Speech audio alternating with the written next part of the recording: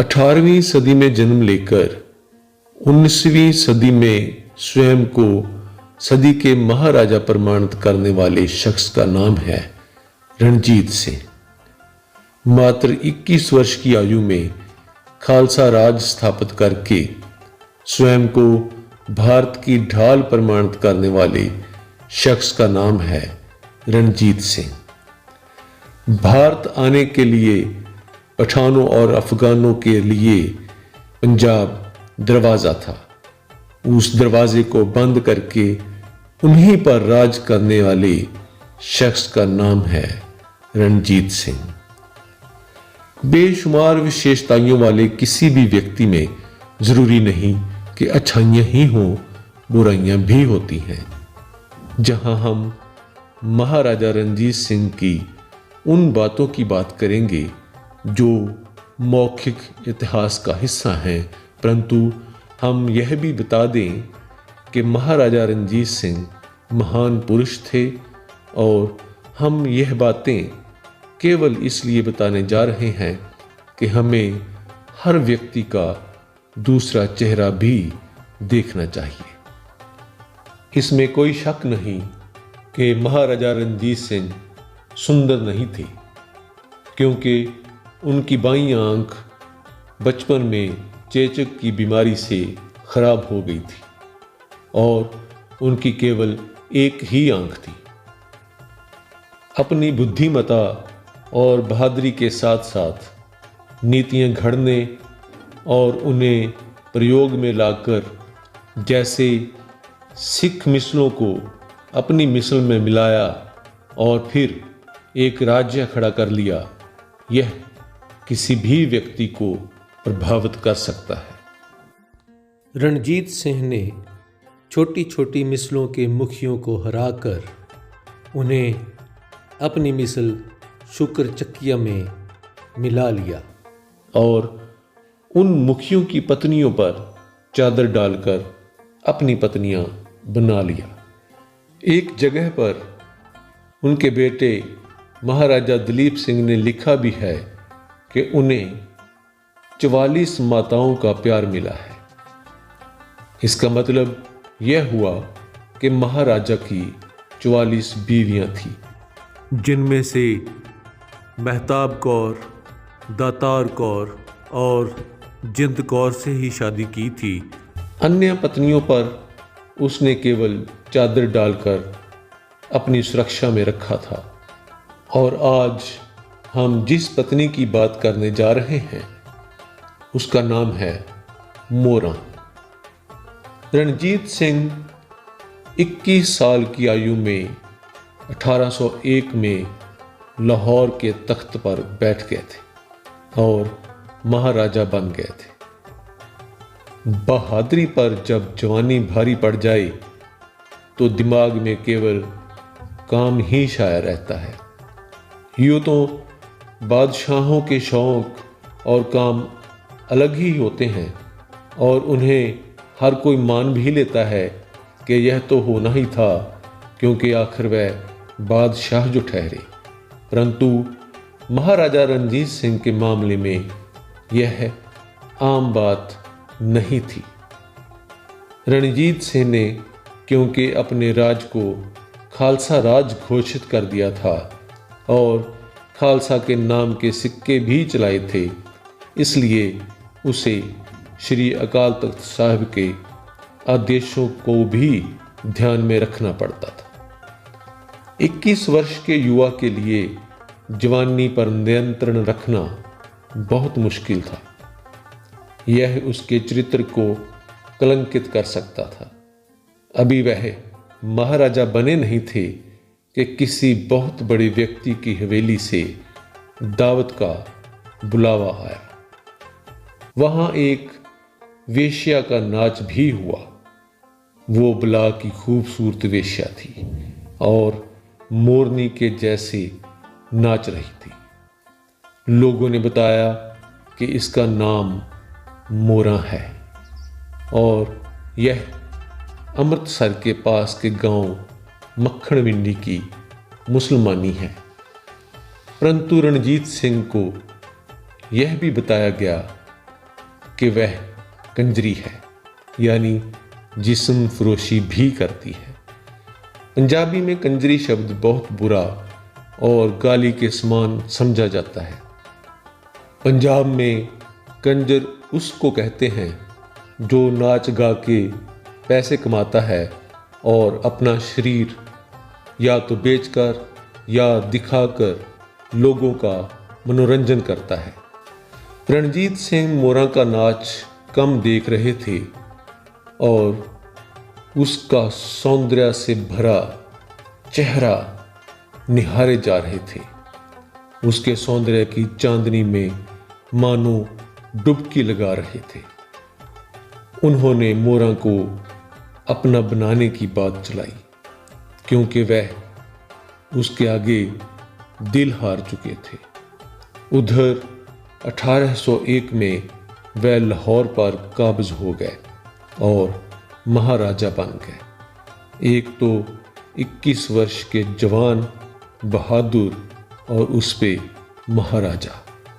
महाराजा बनने के साथ उनकी जिम्मेवारियां और भी बढ़ गईं और वह सिखों की सबसे बड़ी अदालत श्री अकाल तख्त साहिब को जवाबदेह हो गए। परंतु उधर मोरा के हुस्न के आगे बेबस रणजीत सिंह ने अकाल तख्त साहिब की सभी मर्यादाओं को एक साइड पर रख दिया। उसने मोरा से शादी की बात चलाई तो मक्खन मंडी में मोरा के अब्बा ने पहले तो एक सिख के साथ अपनी बेटी की शादी से इनकार कर दिया, परंतु फिर शरीयत और रवायतों के हिसाब से शादी करने पर कुछ शर्तें रखीं। उन शर्तों को महाराजा ने बेझिझक मान लिया। इनमें से एक शर्त यह थी कि रवायत के मुताबिक लड़की के घर में जाके जमाई को चूल्हे में फूंक मारनी होती है ताकि उसकी राख लड़के के चेहरे पर पड़ सके। मोरा को पाने के लिए रणजीत सिंह ने यह भी किया और मोरा को अपने महल में लाकर ही दम लिया। उधर श्री अकाल तख्त साहिब के प्रमुख जत्थेदार बाबा फूला सिंह अकाली ने उसे इस गुनाह के लिए वहां बुला लिया और गुस्से में उसकी इस हरकत पर नाराज होके उसे इमली के एक वृक्ष से बांधकर 100 कोड़े मारने की सजा सुना डाली। इसके लिए उसने 100 कोड़े खाना भी मान लिया।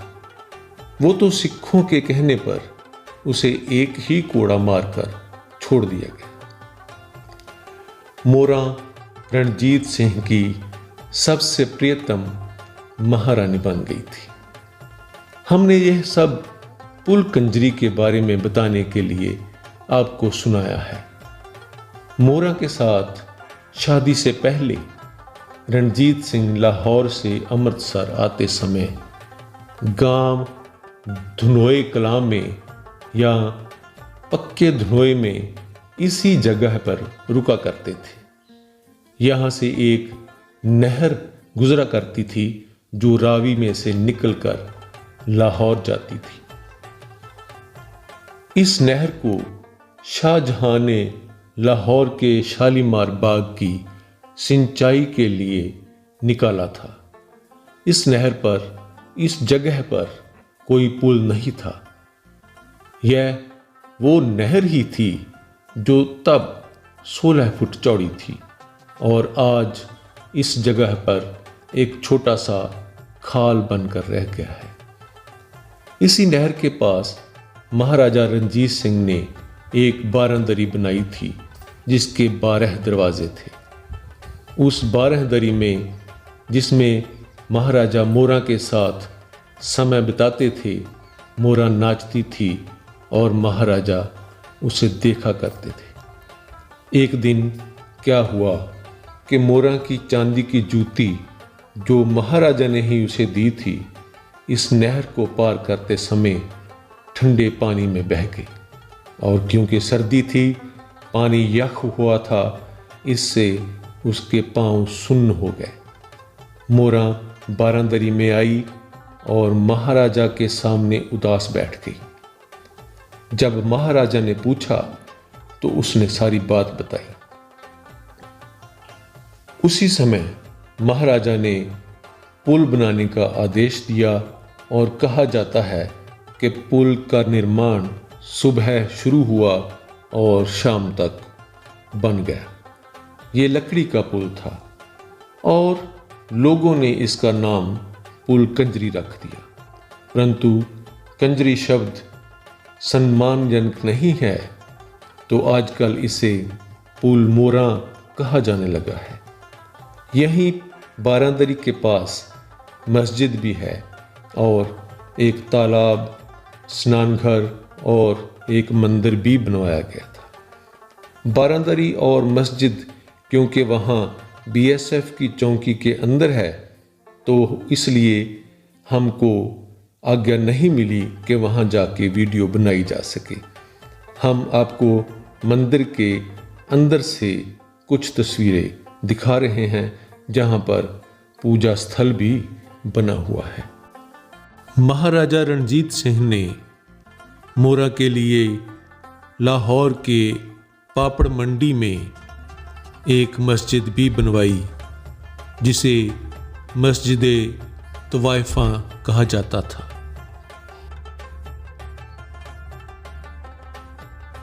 उन्नीस से पहले तक इसे कंजरी की मस्जिद ही कहा जाता रहा है, परंतु इसमें कोई नमाज पढ़ने नहीं आता था, तो बाद में इसे जामे मस्जिद मोरा वाली कहा गया। मोरा को महारानी बनाने के बाद उसके रिश्तेदारों को अमृतसर के हुसैनपुरा और शरीफपुरा के महलों में बसा दिया गया। बाद में मोरा ने बहुत सारे कल्याणकारी काम किए और दान किया और इसी वजह से उसे लोग माई मोरा कहने लगे। अपने आखिरी समय तक वह पठानकोट रही और वहीं वह गुजर गई।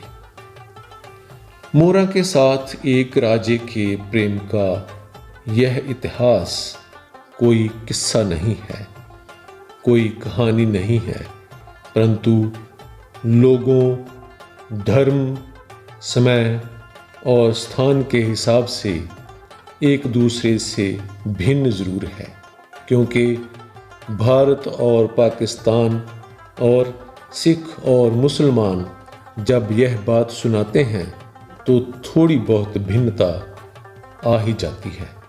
फिर भी हमारा मंतव्य इतिहास के उन पन्नों को पढ़ना है जिनको अभी तक किसी ने छुआ तक नहीं।